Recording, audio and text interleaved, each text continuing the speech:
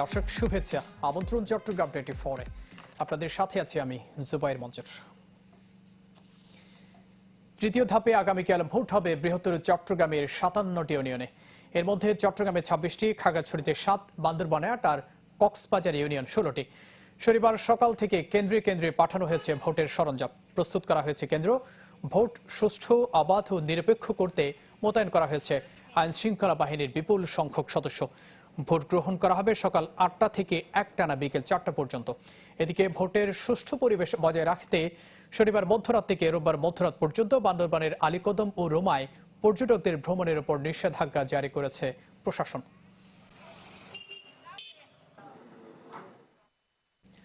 ছাত্রলীগের দুই গ্রুপের সংঘর্ষের জেরে বন্ধের প্রায় 1 মাস পর খুলল চট্টগ্রাম মেডিকেল কলেজ। সকাল 8টা থেকে ক্যাম্পাসে শুরু হয় ক্লাস কার্যক্রম। এতে কিছুটা উচ্ছ্বসিত থাকলেও সাধারণ শিক্ষার্থীরা বলছে গত 1 মাসে তারা অনেকটা পিছিয়ে গেছে। তাদের প্রত্যাশা ক্যাম্পাস শান্তিপূর্ণ রাখতে প্রয়োজনীয় পদক্ষেপ নেবে কর্তৃপক্ষ।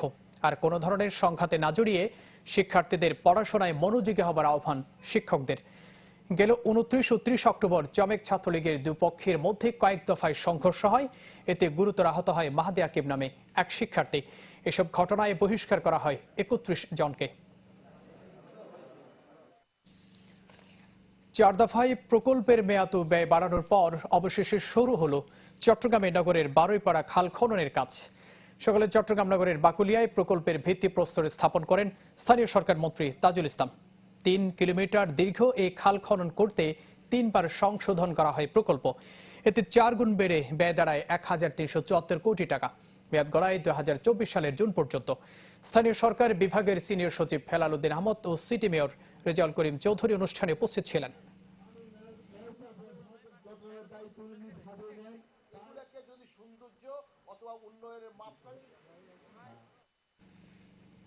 বান্দরবান ও কক্সবাজারে শুরু হয়েছে এইচএসসি পরীক্ষার্থীদের করোনার টিকা প্রদান কার্যক্রম। বান্দরবান সদর হাসপাতালে প্রথম ডোজের কার্যক্রম শুরু হয় সকালে। শিক্ষার্থীরা লাইনে দাঁড়িয়ে নির্বিঘ্নে টিকা নিতে পেরে সন্তোষ প্রকাশ করেন। জেলা প্রশাসক ইয়াসমিন পারভিন তিব্রিজি সহ কর্মকর্তারা সময় উপস্থিত ছিলেন। কক্সবাজারে সকালে কার্যক্রম শুরু হয় বিয়াম ল্যাবরেটরি স্কুল মিলনায়তনে। টিকা নিতে পেরে উচ্ছ্বাস প্রকাশ করে শিক্ষার্থীরা। সংশ্লিষ্টরা জানান 4 দিনে মোট 17,000 শিক্ষার্থীকে টিকা দেওয়ার লক্ষ্যমাত্রা নির্ধারণ করা হয়েছে কক্সবাজারে। চট্টগ্রাম বন্দর থেকে 112টি পুরনো গাড়ি বিক্রি আটকে আছে বাণিজ্য মন্ত্রণালয়ের ছাড়পত্র বা সিপি জটিলতায়। নিলাম ডেকেও বিক্রি করা যাচ্ছে না এসব গাড়ি। শীঘ্রই এই সংকট না কাটলে সরকার হারাতে পারে প্রায় 20 কোটি টাকার রাজস্ব। কেবল তাই নয়, বাধ্য হয়ে স্ক্র্যাপ হিসেবে বিক্রি করলে পাওয়া যাবে সামান্য টাকা। আর ধ্বংস করলে উল্টো খরচ ছাড়াও বাড়বে জটিলতা। 1 দশকেরও বেশি সময় ধরে চট্টগ্রাম বন্দরে পড়ে আছে 112টি বিলাসবহুল গাড়ি। যার নিলাম হয় চলতি মাসের প্রথম সপ্তাহে। এবারের নিলামে 110টি গাড়ির দাম দেয়া হয়, তবে বিক্রি উপযোগী দাম পড়ে মাত্র 3টির। অবশ্য কর্তৃপক্ষ বিশেষ বিবেচনায় 8-10টি গাড়ি বিক্রির সুপারিশ পাঠায় এনবিআরে। তবে নিলাম হলেও বিক্রি আটকে আছে বাণিজ্য মন্ত্রণালয়ের ছাড়পত্র ইস্যুতে। কেননা নিয়ম অনুসারে 5 বছরের পুরনো হলেই গাড়ির ছাড়পত্র নেওয়া বাধ্যতামূলক। বাণিজ্য মন্ত্রণালয় কর্তৃক যখন সিপি পাওয়া সম্ভব হবে তখনই কেবলমাত্র এগুলো নিলামের মাধ্যমে নিষ্পত্তি করা সম্ভব হবে।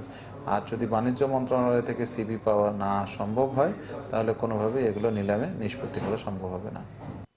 নিলামে মোট দর ওঠে প্রায় 16 কোটি 66 লাখ টাকা। গাড়িগুলো বিক্রি হলে সরকার রাজস্ব পাবে আরও প্রায় 3 কোটি টাকা। পরবর্তী নিলামে যা আরও বাড়তে পারে।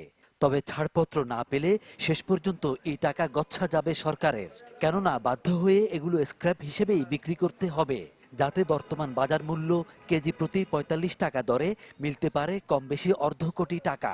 অন্যথায় ধ্বংস করলে উল্টো ব্যয় বহন আর ঝামেলা পোহাতে হবে কাস্টমসকে।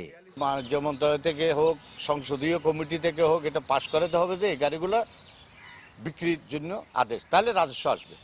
এটা ধ্বংস করলে রাজস্ব তো পাবেই না, লোহা হিসেবে পাবে স্ক্র্যাপ, 40 টাকা কেজি, 50 টাকা কেজি হিসেবে স্ক্র্যাপ হিসেবে পাবে।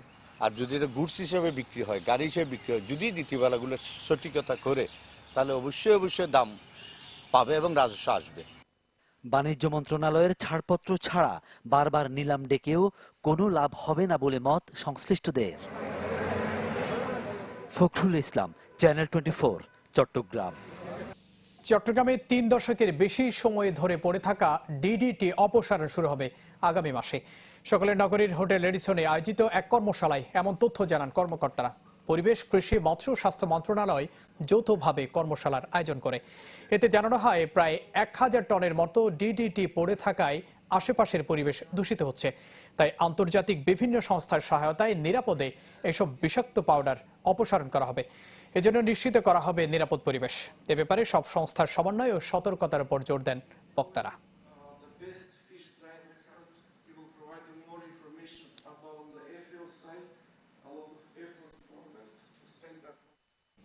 চট্টগ্রামের মিরসরাইয়ে ইন্দ্রটিলা পাহাড়ের নিচে রয়েছে 2500 বছরের পুরনো স্থাপত্য। সম্প্রতি যুক্তরাষ্ট্রে স্থাপনাটির একটি ইট পরীক্ষা করে জানা যায় এ তথ্য। এক ব্যাংক কর্মকর্তার উদ্যোগে মূলত সন্ধান মেলে এই প্রত্নতত্ত্বের। ধারণা করা হচ্ছে প্রাচীন হরিকেল জনপদের নিদর্শন চাপা পড়ে আছে এখানে, যা জানতে শীঘ্রই শুরু হবে খনন কাজ। এজন্য মিলেছে প্রত্নতত্ত্ব বিভাগের সম্মতিও। চট্টগ্রামের মিরসরাইয়ের ওয়াহিদপুরের ইন্দ্রটিলা পাহাড়, যেখানে উঁচু পাহাড়ের মাটির নিচে মেলে ইটের তৈরি দেয়ালের অস্তিত্ব, যার প্রথম সন্ধান পান ওসমান গনি এনু নামে এক ব্যাংক কর্মকর্তা।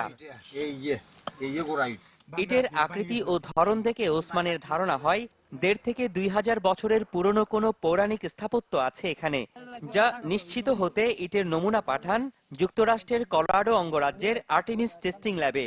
গেল 19 আগস্ট তাদের রিপোর্ট প্রকাশ হলে জানা যায় 2300 থেকে 2700 বছর আগে তৈরি করা হয় এই ইট। ছোট কমলা বড় কমলা দুইটা দিঘি কেন হলো, এই প্রশ্ন যখন করেছি আমি, তখনই বলা হলো যে ছোট কমলা বড় কমলা এটা কে, এরা ইন্দ্ররাজার মেয়ে। ইন্দ্ররাজা কোথায়? পাহাড়ের উপর আছে, তুমি খুঁজলে পাবে। আমি তখনই এটা অনুসন্ধান করি এবং অনুসন্ধান করতে গিয়ে আমি 12 সাল, 13 সাল, 14 সাল পর্যন্ত পাহাড়ে উঠি। 15 সালে গিয়ে আমি এই মোটামুটি দেয়াল থেকে শুরু করে এটা খনন করে এটা দেয়াল খুঁজে পাই। দীর্ঘ 5 বছর ইট সুরকি সহ নানা নিদর্শন সংগ্রহের পর ইন্দ্ররাজার বাড়ি প্রত্নতাত্ত্বিক বিষয় নামে একটি বই লেখেন ওসমান। তার এই কাজে যুক্ত হয় নয়া দালান নামের একটি গবেষণা প্রতিষ্ঠান। তারা সরকারের কাছে আবেদন করেন স্থানটি খননের, যাতে সায় দেয় সরকার। আমরা জেলা প্রশাসকের মাধ্যমে আমরা এটাকে সরকারিভাবে সংরক্ষণ, নিরাপত্তা ব্যবস্থা করা, খনন ও গবেষণা কার্যক্রম পরিচালনার জন্য চিঠি দেয়।